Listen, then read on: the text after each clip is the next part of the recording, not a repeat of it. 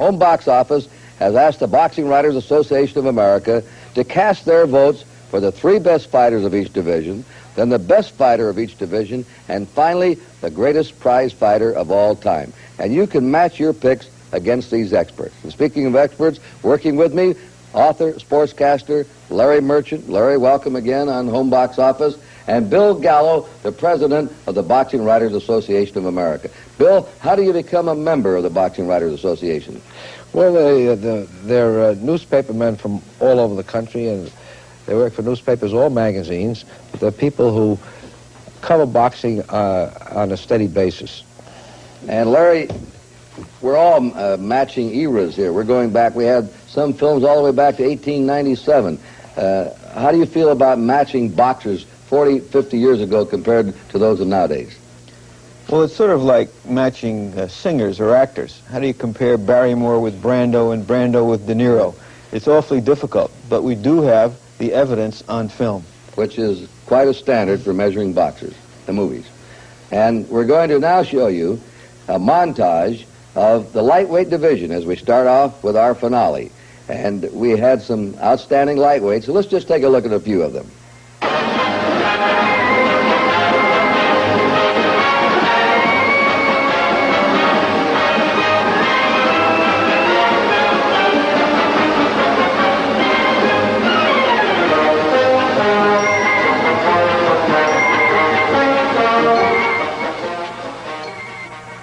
Well, those were some of the best lightweights of all time. Now let's get down to the final 3 best, as voted by the Boxing Writers Association, and the number 3 finisher, Henry Armstrong. Let's take a look at him in action. Henry Armstrong, world's lightweight and welterweight champion, battles Lou Ambers in a 15-rounder for the lightweight title. We're in round 1. Henry Armstrong with a white stripe. By beating Ambers in their first fight, Armstrong became the first man in history to hold 3 titles at one and the same time. He held the featherweight, lightweight, and welterweight crowns. After that battle, Armstrong gave up the featherweight crown, so now he's the welterweight and lightweight champion.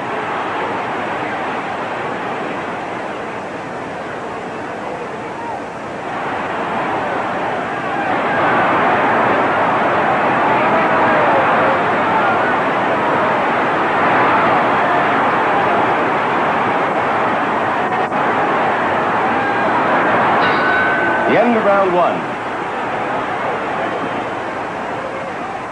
Now we're in round 14.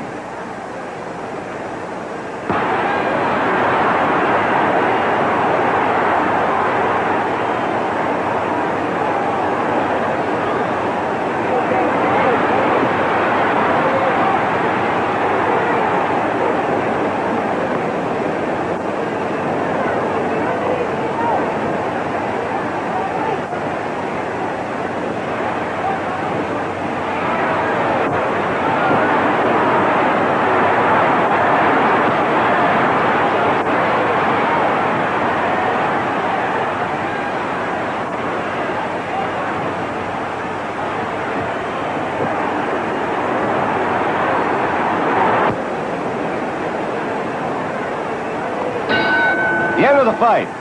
And the second place winner of the best of the lightweights, Benny Leonard. Benny Leonard backing off against Jimmy McClellan. Babyface Jimmy McClellan with tremendous punching power in both hands. Benny Leonard, a boxing master and quite a puncher himself. The referee is Arthur Donovan. Since Leonard's return, he's had 19 bouts. He scored 7 KOs. He drew and won, winning 11. He's far from the old Leonard, though, and tonight is his first great test against an outstanding opponent, Jimmy McClellan. Benny Leonard had made a great deal of money in the ring. McClellan almost goes down with that right cross by Leonard. But McClellan is young and strong, and he battles back now. That sneaky, fast right-hand punch by Benny Leonard.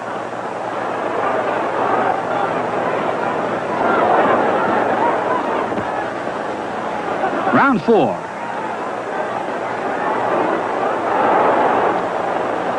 Leonard looking to draw the lead from Jimmy McClonan with head feints.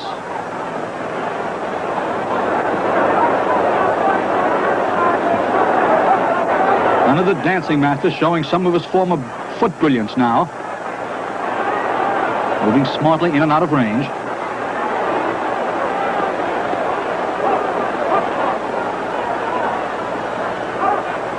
Leonard showing samples of his former brilliance. But McClonan has speed and youth and strength on his side.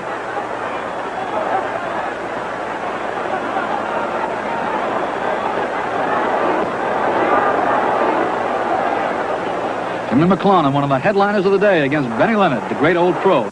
And the boxing writers voted Roberto Duran as the greatest lightweight of all time. The fighters come out for round one. Duran, to the right of your screen, began his career in 1967, only 4 years ago. Duran is a great knockout artist. He has had 23 fights, winning them all, 19 by knockout, a very impressive record.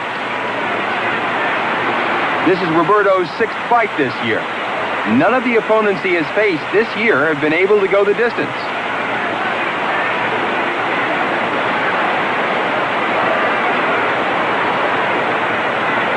Kobayashi, to the right of your screen, is 27 years old, 7 years older than Duran. Kobayashi began his ring career in 1962, 9 years ago.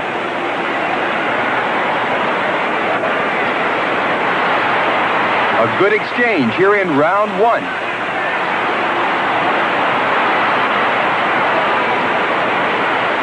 Duran going right after Kobayashi here in round one.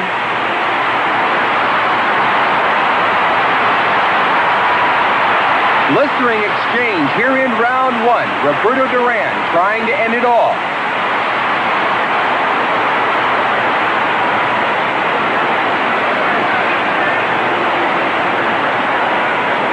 Neither fighter trying to feel the other out.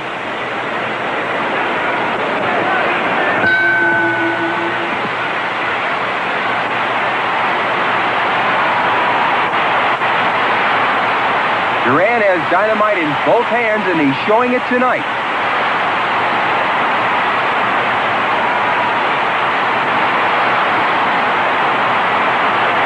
A crushing combination by Roberto Duran, and Kobayashi is down. The referee picks up the count. It doesn't look like Kobayashi is going to be able to make it up. It's all over. Roberto Duran wins by a 7th-round knockout. Duran records his 24th win with a crushing 7th-round KO of Hiroshi Kobayashi. Roberto Duran's fans are elated as they cheer their hero, knowing that their young whirlwind puncher has an excellent chance of becoming the lightweight champion of the world. This was a very close vote in the lightweight division. Duran just edged out Benny Leonard. Do you agree with it? Who did you vote for, Bill? I voted for Duran. I realize that the older members of our fraternity, the boxing writers, they would pick Benny Leonard because of his superior boxing style. But I feel that Duran has, he can box now, but not the boxer that Leonard was, but he's such a powerful hitter. To me, there's no greater lightweight that I ever saw. How about you, Larry? I think Duran deserves it. He showed in his most recent fights the patience of a good boxer as well as the devastating punching power with either hand. I'd also like to remind some of our viewers that really one of the great champions, and a champion who's overlooked, the modern fighter, was Carlos Ortiz, who was a master boxer and a good puncher with both hands, could take a punch, an outstanding fighter. Too bad he came before so much television has come back to boxing. All right, the modern has won the first division, the award by the Boxing Writers Association, Roberto Duran. All right, what about the welterweights as we step up a little bit? And let's take a look at some of the prime welterweights of all time now.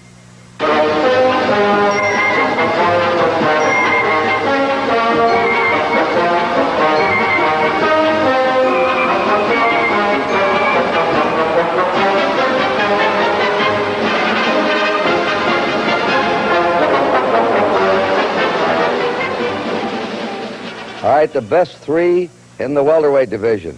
And the writers picked third Barney Ross, who had a great human story along with his boxing ability in the ring.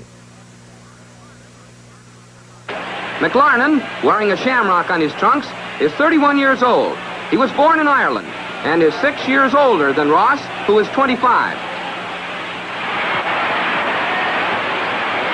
The referee tonight is Jack Dempsey. Incidentally, this arena has a record of jinx because no champion has ever successfully defended here. This is the third meeting between McLarnon and Ross. Barney started this three-reeler going when he took the crown from McLarnon on May 28, 1934. He lost it to McLarnon less than 4 months later. And tonight, 1 year from their first meeting, Ross is out to make good again.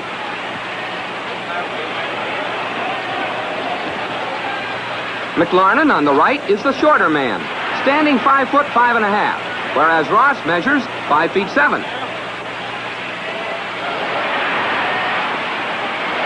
Ross, working behind his left jab, believes in the rough, tough school of fighting.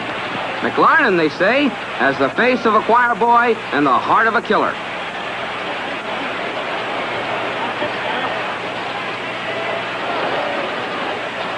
Look at Ross scoring with those lefts. Barney wants to get in there. He's forcing the pace in this first round and landing, too.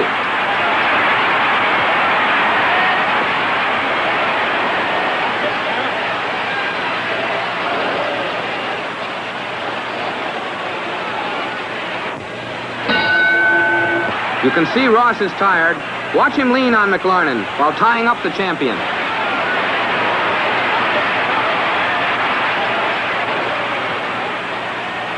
McLarnon's body blows have slowed down Barney Ross. And now, in the remaining seconds of this fight, they'll slug it out toe-to-toe with McLarnon doing the most damage. Watch.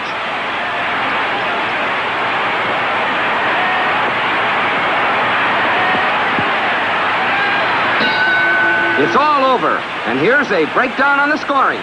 Referee Dempsey gave Ross 5 rounds, McLarnon 3, and 7 even. Judge Goldberg gave Barney 8, Jimmy 6, and 1 even. And so Barney Ross regained the welterweight crown, May 28, 1935. What a fighter Armstrong must have been. He finished third in the lightweight division and runner-up as the best of the welterweights. Barney Ross, world's welterweight champion, defends his title against Henry Armstrong in a scheduled 15-round bout. Round 1, champion Barney Ross with the white stripe on his trunks, 142 pounds tonight. Armstrong 133.5. Ross has an 8.5-pound weight pull.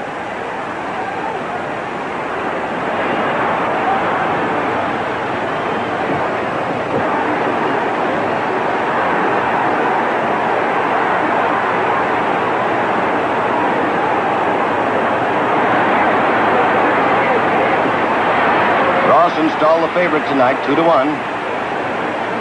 If Armstrong should win, he'll hold 2 world's titles, welterweight and featherweight. He won the featherweight from Petey Sarin 7 months before. 28,000 fans here tonight. The end of round 1. Ross takes another bad beating in round 14, and his manager pleads with him to quit. But Barney insists the fight go on as long as he can stand on his feet. Now the 15th and final round.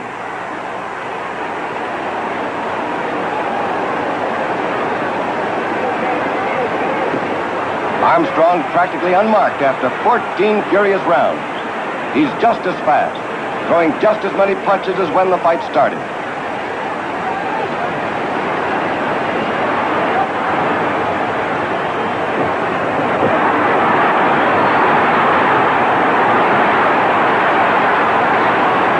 Barney lasting out through sheer courage.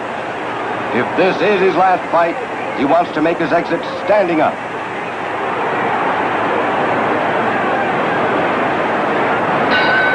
The end of the fight.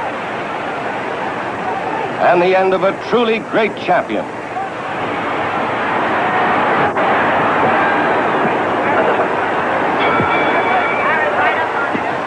The winner and new world welterweight champion, Armstrong. Henry Armstrong makes ring history.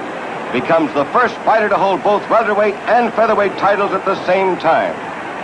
And there he is, the best welterweight of all time, Sugar Ray Robinson. Sugar Ray Robinson, welterweight champion of the world, comes out for round one in the white trunks. Challenger Charlie Fusari is wearing black.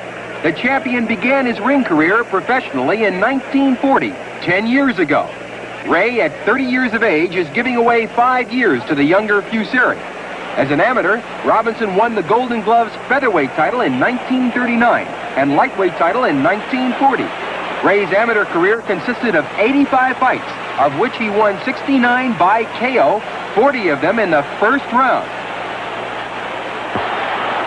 Rounds 2 through 5 were very close and hard fought. Here in round 6, the champion, Ray Robinson, appears to have a slight edge in the scoring.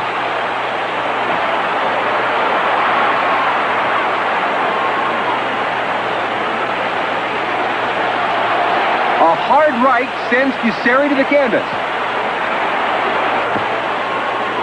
Cavalier motions Robinson to continue the action. The fighters touch gloves.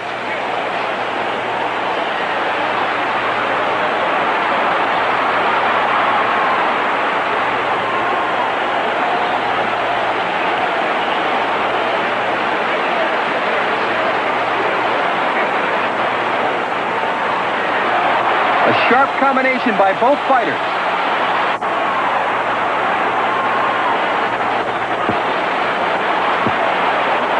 A sensational combination by both fighters.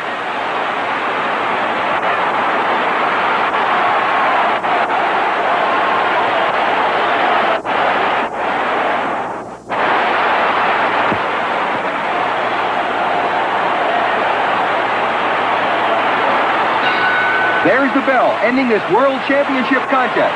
When the decision comes, it's no surprise. Sugar Ray Robinson retains his World Welterweight Championship with a hard-fought decision over tough, game Charlie Fusari. And with his victory, Robinson donates his winner's purse to the relief fund.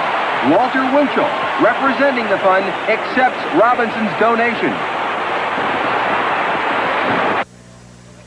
Larry, Sugar Ray almost doubled the vote on Henry Armstrong. It's certainly no surprise that he was voted the best welterweight. I think that Robinson probably was at the peak of his powers as an athlete when he was the welterweight champion.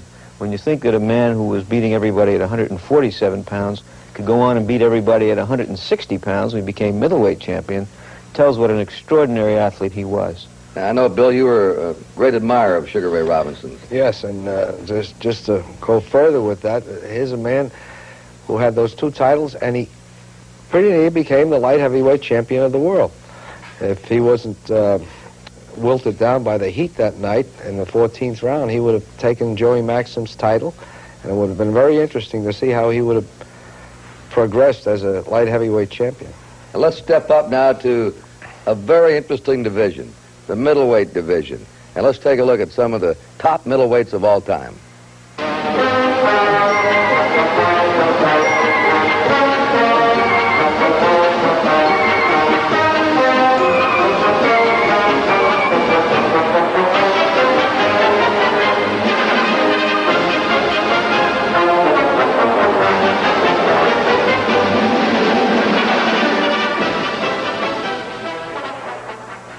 What a lineup of boxing names in that middleweight division.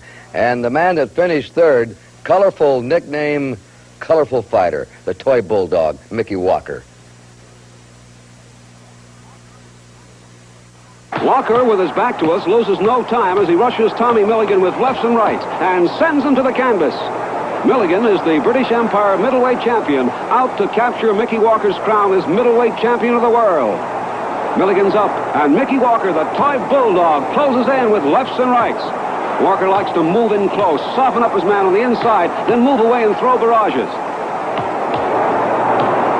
Milligan fires to the head and body.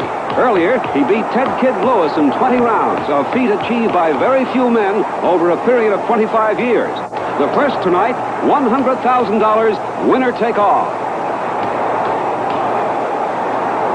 Both men working on the inside.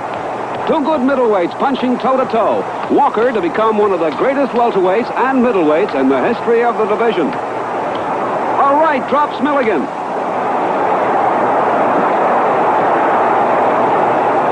Walker rushes in to follow through. He has great boxing ability, the punching strength of a heavyweight, the speed of a lightweight. That combination makes him one of the most formidable fighters of all time.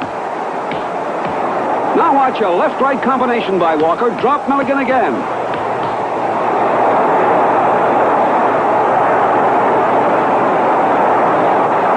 And it's all over. Another amazing victory for Mickey Walker. The runner-up to the best of the middleweights, Carlos Monzon. Here in round 6, Monzon in dark trunks has built up a slight lead in the scoring.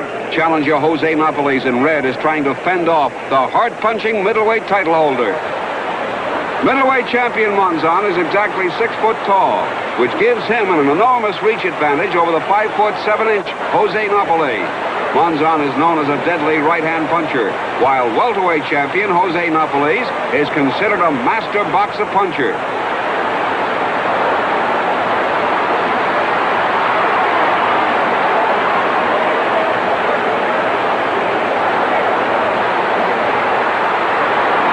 Monzon throwing bombs in there. Napoles is hurt. It's all Monzon here in round 6. Can Napoles last the round out?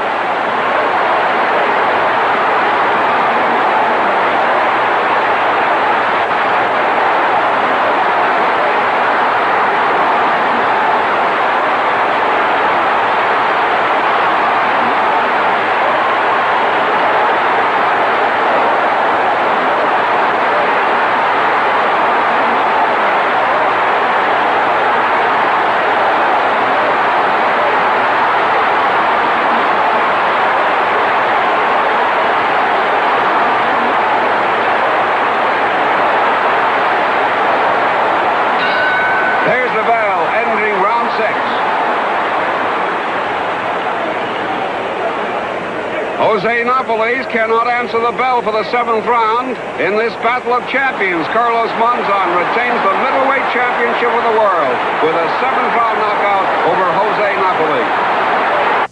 And look at those years. The winner going away for the best middleweight of all time, Sugar Ray Robinson.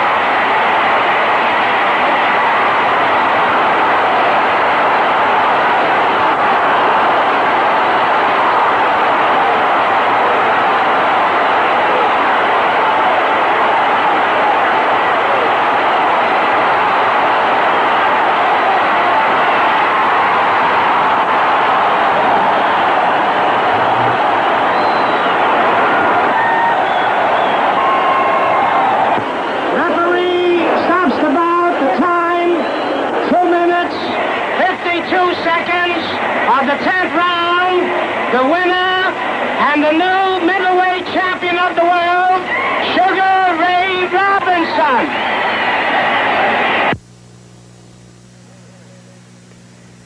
Bill, they say that the cliche pound for pound was invented or named after Sugar Ray Robinson. Is that true? Do you know about that?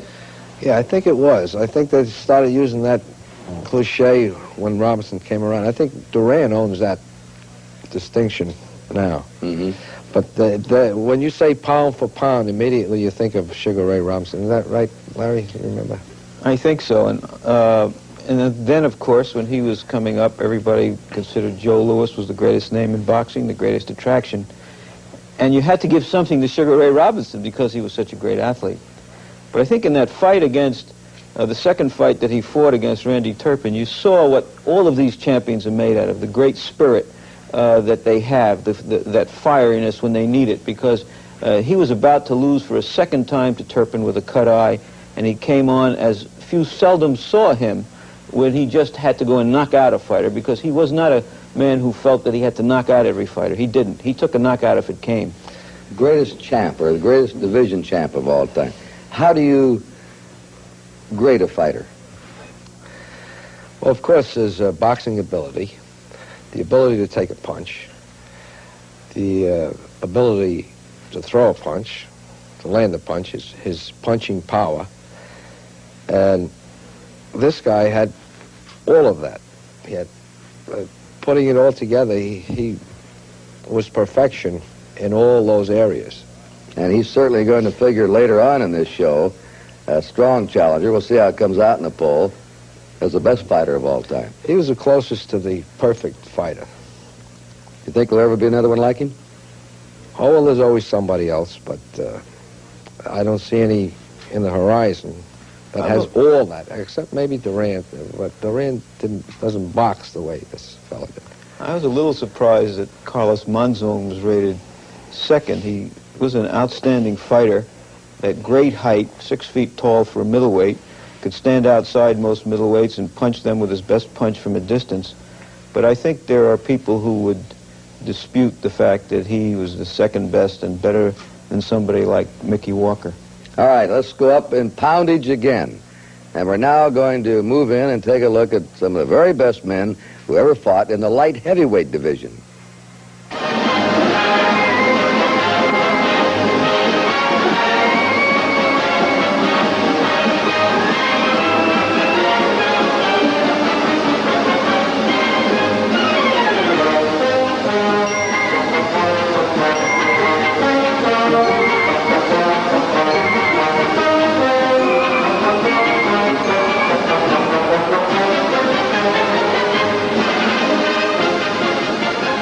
I think one of the fascinations of this series to me has been some of the rare and precious film we've shown you. Now, in the light heavyweight division, the man voted the third best of all time, Bob Fitzsimmons. And you're going to see a film of the first championship fight on film ever made in America. 1897, Fitzsimmons against gentleman Jim Corbett. Corbett, with his back to the camera, is still ahead on points, and Fitzsimmons knows he's bleeding badly. But amazingly, the challenger is starting to press the fight. Corbett has been boxing well, keeping Fitzsimmons off, but Bob Fitzsimmons is definitely coming on. At this point, the all-nitrate film starts to disintegrate, but a somewhat viewable version of the 14th round knockout was assembled from potato chip-like fragments. Watch Fitzsimmons on the right step under Corbett's left jab and land his own hard left to the champion's midsection. Gentleman Jim collapses. Corbett has evidently had the wind knocked out of him. He's still down when the referee completes the 10 count, and Fitzsimmons raises his hand in triumph. In slow motion, let's see that again. Here comes the left hook that Fitzsimmons on the right later called his solar plexus punch. The champion goes down to his knees. He tries to crawl over to the corner of the ring to pull himself up by using the ring ropes.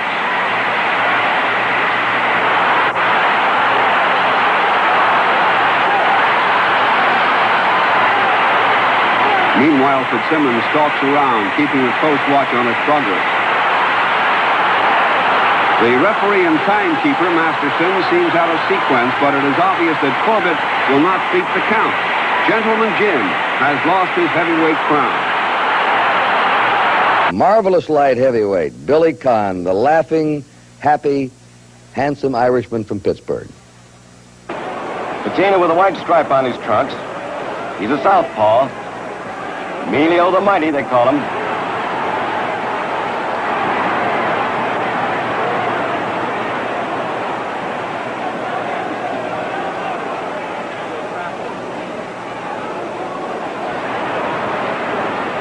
Patina weighs 173 and a quarter tonight. Smiling Billy Conn, the glamour boy of boxing, weighs 170 and a quarter.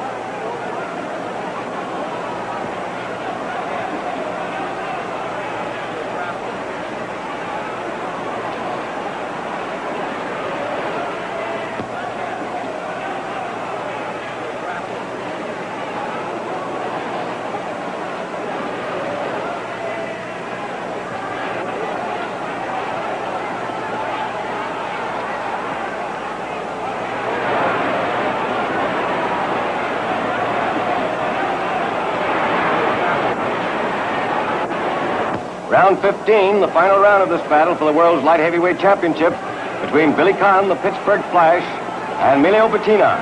Madison Square Garden, New York, July 13th, 1939. Patina, the southpaw, white stripes down the side of his trunks.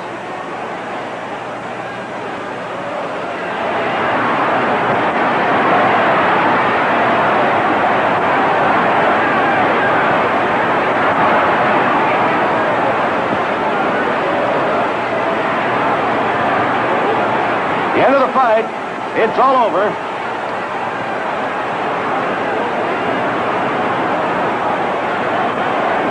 Here's the decision. The winner and new world light heavyweight champion, Billy Conn. And the big winner.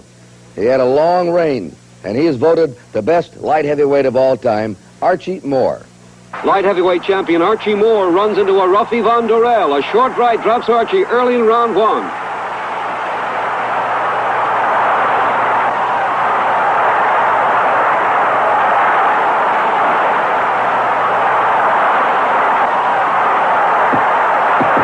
Can Archie Moore weather the storm? Moore is in the best shape of his career, as we will see as the fight progresses. Durrell sends victory and rips bruising combinations to the body and short rights to the head. Moore calls on all his know-how in a ring career that began in 1936. In that time, he's KO'd better than half of his more than 125 opponents. Moore is hurt, tries to cover up, and a left and short right sends him down again. In round 5, Durrell continues to pour it on. Moore against the ropes, takes a right and short left hook and goes down again.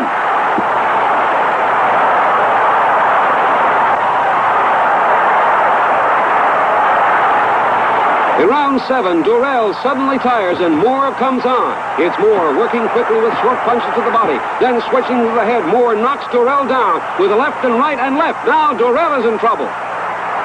In round 10, the tide has changed. Moore in command. Now it's Moore, the clever boxer puncher. Moore with a short left, right, and left. Again, Durrell is down. The referee picks up the count over a tired game Durrell. But he's saved by the bell.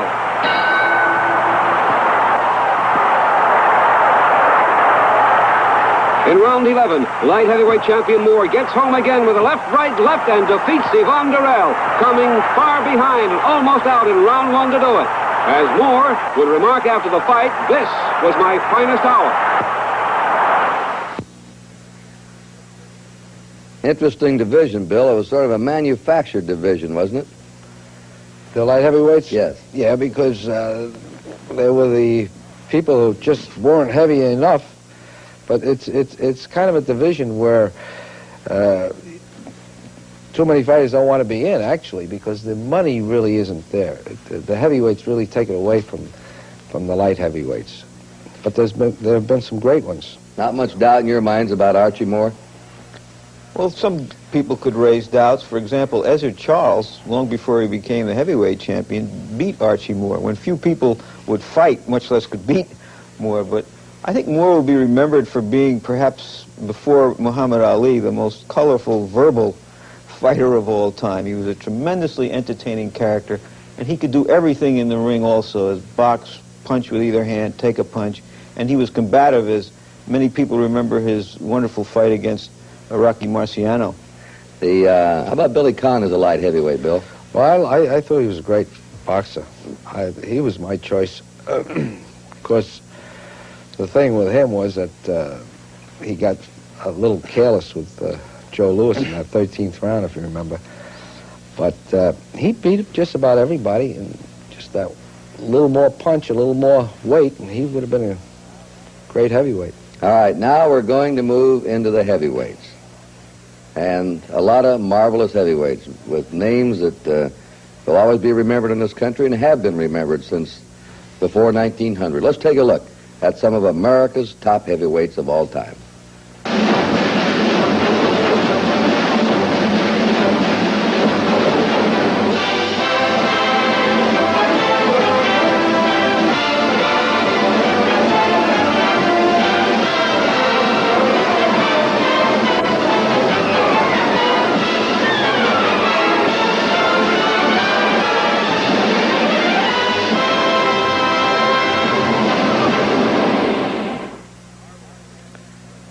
Marvelous sketches done by one of America's best sports artists, the man sitting right across from me, Bill Gallo. Congratulations, Bill. Thank you. All right, we're going to go down the heavyweight division now and move into the final three. This is going to make a lot of boxing fans unhappy.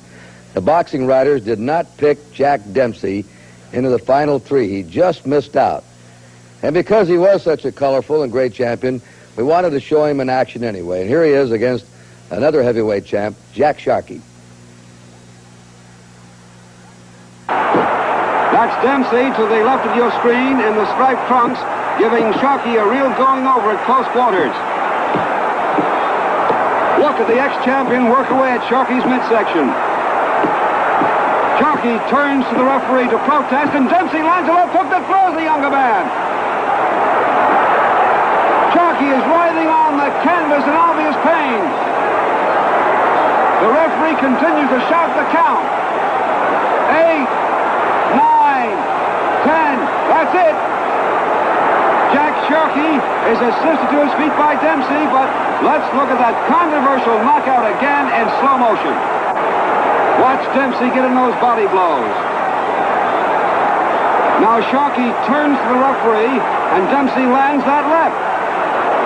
Sharkey tumbles flat on his face. Dempsey stands over the fallen fighter, momentarily confused. Now he goes to a neutral corner. Jack Dempsey scores an official 7th-round knockout over Jack Sharkey.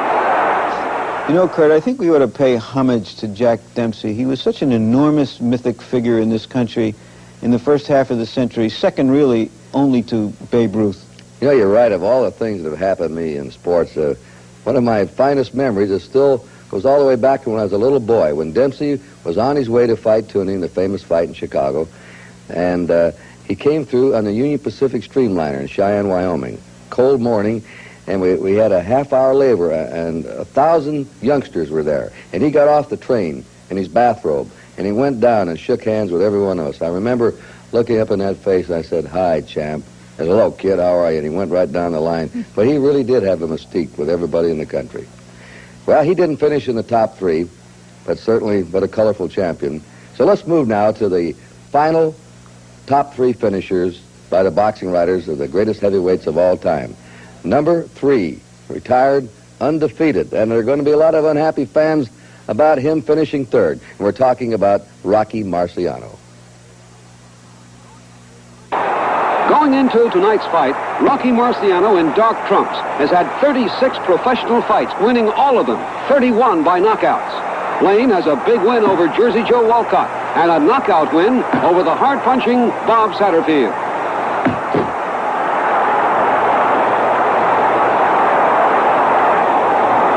As in all of Marciano's fights, he never allows his opponents to get a moment's rest.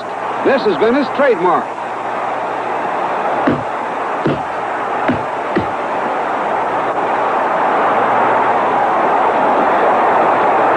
Marciano, always on the move, trying for that big payoff punch.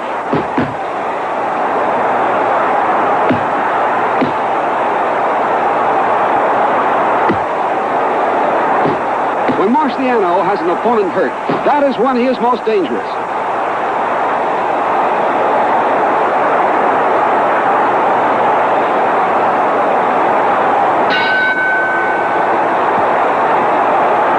Early in round 6, Marciano hits Lane with a punishing left. That punch really hurt. Lane is tired now, and you'll see how he lowers his guard. A dangerous mistake against Marciano.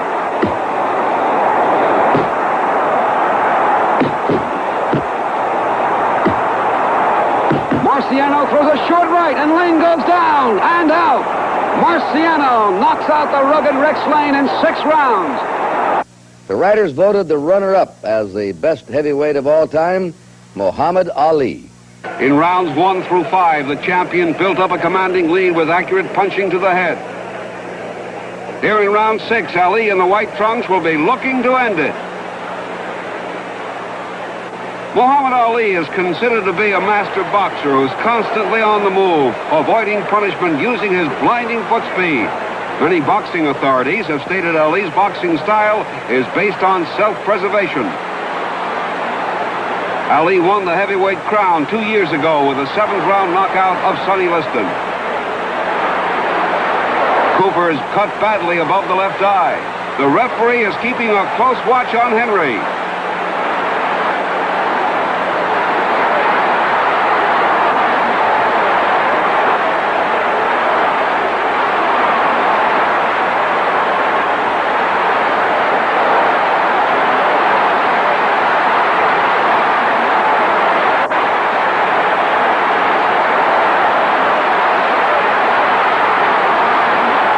Muhammad Ali pursuing Henry Cooper all over the ring.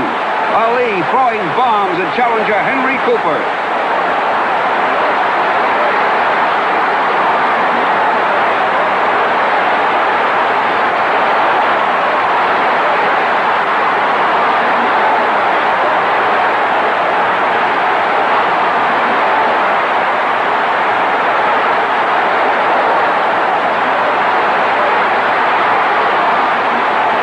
The referee steps in and stops the fight because of that badly cut left eye. Muhammad Ali successfully defends his world heavyweight crown. Here in round 7, Ali's trainer, Drew Bundini Brown, is cheering for the champion to open up. A blistering right-left combination sends the light heavyweight champion to the canvas.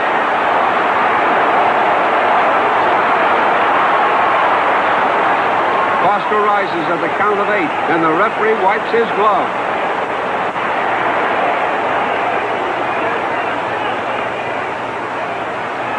Ali trying to dispose of Bob Foster here in round 7.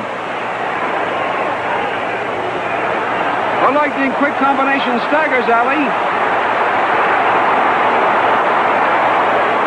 Another blistering exchange buckles Ali's legs as he feigns being on the verge of going down. An explosive right sends Ali back again.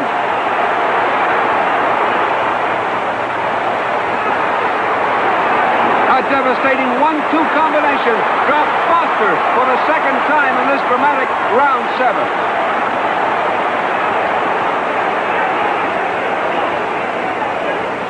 Foster is up at 7 here at the end of the round. There's the bell ending this torrid 3 minutes. Ali is cut above the left eye, but is going all out for a knockout.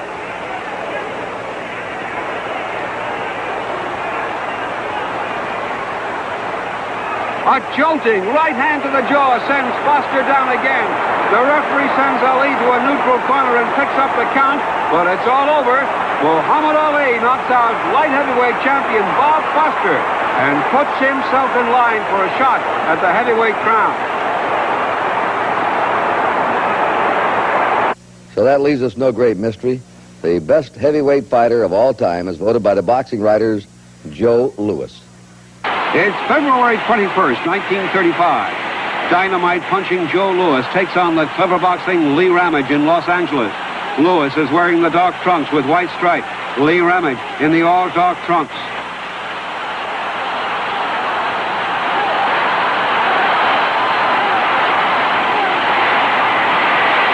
A crashing right by Louis, and Ramage goes down. The ring-wise Ramage takes a count of 9.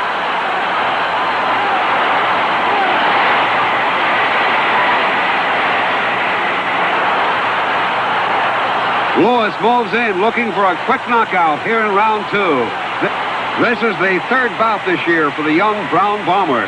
Joe has won all 14 of his fights since turning professional just 10 months ago. 11 of those 14 wins were clean knockouts.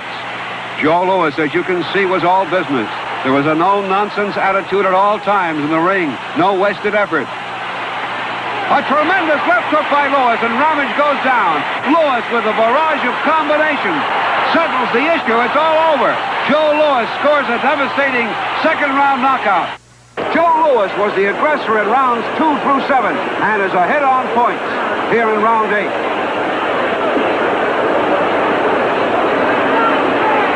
A dynamite right sends Braddock crumbling to the canvas. The referee sends Louis to a neutral corner and picks up the count. Braddock is out cold from that ponderous right hand. It's all over. Joe Louis scores a devastating 8th-round knockout over Jimmy Braddock to win the heavyweight championship of the world. Well, Bill Gallo, I didn't have a vote in your Boxing Writers Association. I would have picked Joe Louis as the greatest heavyweight of all time. How did you vote? I voted for Joe Louis. I think he was the best. I think that the natural thing right now is to compare him with Muhammad Ali. And I felt all along that, not taking anything away from Ali, of course, but the young Joe Louis, the Joe Louis of the late 30s and the early 40s, I think he would have beaten Ali. He did more. He was in there with better people. He did things that today's boxers don't do. Ali did it at one time. I don't see him doing it anymore. And what I'm talking about is that you see it absent from all fighters today. Punching in combinations. I mean combinations where you put 5, 6 punches together. Joe Louis did that expertly. Uppercuts, lefts, and he put them all together. Real combination puncher. I see Larry shake his head. I know not in disagreement with the great Bill Gallo or against Joe Louis, but I don't believe you think Louis was the best heavyweight of all time. Well, I have no quarrel with his selection. I think he was selected, because he had the longest reign of any champion, because he was a great puncher, and we look in for our heavyweight to be a great puncher, a guy who theoretically can go out in the world and knock out any man with one punch. And also because, unlike Ali, he never seemed to squander his talent when he was in the ring. It was business and get it over with as quickly as possible. But I think, however, that Ali was the new breed of athlete, bigger and faster than athletes used to be, that if Joe Louis had trouble with a boxer like Billy Conn, who was 175 pounds, how would he have handled a boxer who was every bit as fast and perhaps faster than Conn, like Muhammad Ali? Good point. Well, Joe Louis is still, by the boxing writers, the top heavyweight of all time. Now we've picked the top fighters of each division, and we're going to now give you the results of the home box office poll with the Boxing Writers Association, the greatest fighter, the one man who they think is the greatest fighter of all time. And the man that finished third is Joe Louis, the heavyweight champ. Billy Conn is actually ahead on points. Billy has been boxing brilliantly, using speed of foot and sparkling combinations to capture the lead in this fight thus far. Conn is giving away 25 pounds to the man rated by many as the greatest heavyweight champion of all time. Watch this tremendous flurry by Conn. Louis is hurt. He's in desperate trouble. He grabs Billy for support. Let's look at that great flurry in slow-motion stop-action photography. Conn gets in that ripping left. Billy lands another jolting left on the champ's chin. Conn's definitely looking for that knockout. In round 13, Louis shoots in 2 blistering rights and a left. He knows he's got to knock Billy out to win this fight. This is one of the greatest heavyweight championship fights in years. Watch Billy come back with a sensational flurry of punches. Conn is desperately trying to finish it right here and now. But the great Brown Bomber has other ideas. Watch him go to work on the light heavyweight champion. Now it's Louis coming on. This time it's Joe who has Conn groggy. Louis lands a punishing left-right combination. Conn is trying to last out the round. Watch the final 6 dynamite punches to the head, which finally put Billy down.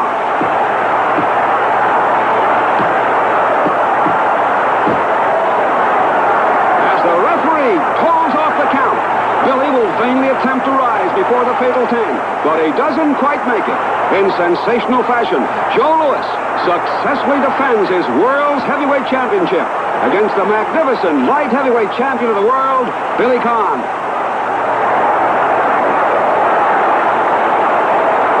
For 10 more electrifying years, the Brown Bombers' explosive fists will devastate challengers as quickly as they can climb to the top of the heavyweight ladder. The Brown Bombers' dynamite punches will thrill audiences and scramble all opposition for a record 25 World Heavyweight title defenses. Joe Louis becomes a legend in his own time, adored by fight fans throughout the world, respected and feared by all heavyweight challengers, and eventually, after his retirement, revered in boxing's Hall of Fame as the greatest heavyweight champion of all time. There's a strange twist to this boxing writers' poll. They voted Ali as the runner-up of the heavyweight division, and yet they pick him over Joe Louis as the second best fighter of all time. We pick up the action in round 5. The champion in white trunks is ahead on points, but Joe in blue is starting to come on strong. Torrid punches to the body and head by former champ Smokin' Joe Frazier. Joe would love to regain the heavyweight crown.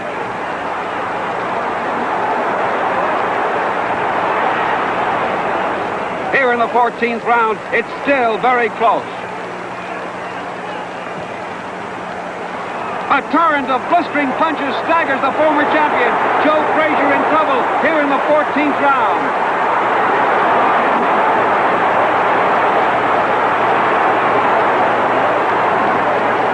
Ali throwing bombs at Frazier. The champion is going for a knockout right here.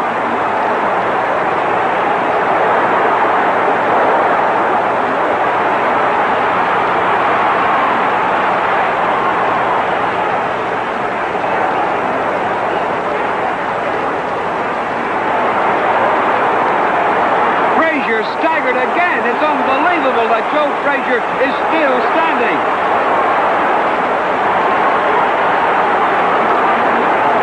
This is Muhammad Ali at his very best. Deadly accurate, blinding combination. There's the bell ending this torrid round. Both fighters walk wearily to their corners. By far, Muhammad Ali's best round of the fight. The doctor comes in to look at Joe Frazier. The fight may be stopped. Frazier's cornerman will not allow Joe to receive further punishment. Heavyweight champ Muhammad Ali stops Joe Frazier in the 14th round in one of the greatest fights of all time. And here he is, ladies and gentlemen, the poll of the boxing writers, the best fighter of all time in the history of this country, a welterweight champ, a middleweight champ, and nearly won the light heavyweight championship, Sugar Ray Robinson.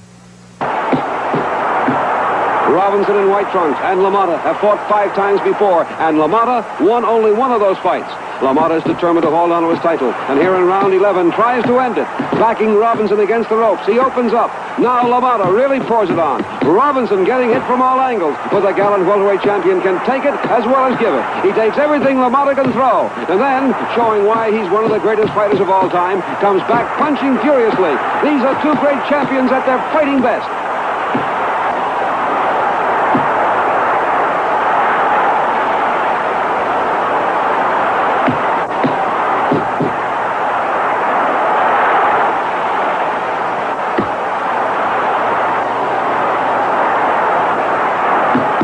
Now go to round 13. It's Robinson, after weathering that terrific barrage of punches, coming on to take charge. LaMotta seems to be arm-weary. He's tired, and Robinson, sensing this, opens up. Robinson snaps vicious jabs, follows with solid lefts and rights to the body and head. Robinson here in round 13 is going to land the hardest punches of the fight thus far. Stinging combinations with both hands will have the champion practically helpless. At this point in his career, LaMotta had never been knocked off his feet, but we don't know what's keeping him up.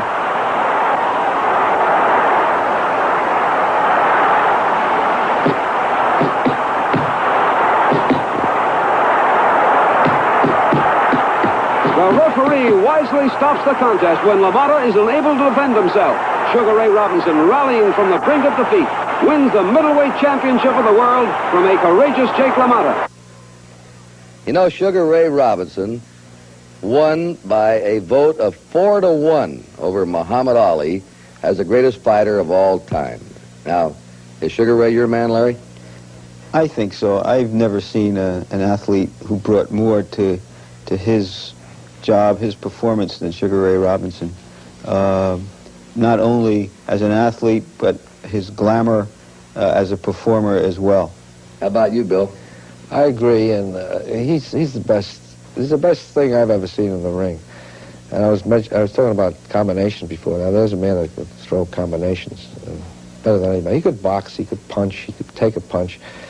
He did everything. He also had a style, Larry, that I think you talked about to me earlier about Sugar Ray, a style as a champion, in the ring, out of the ring, that made him a champion. Yeah, he felt like a performer.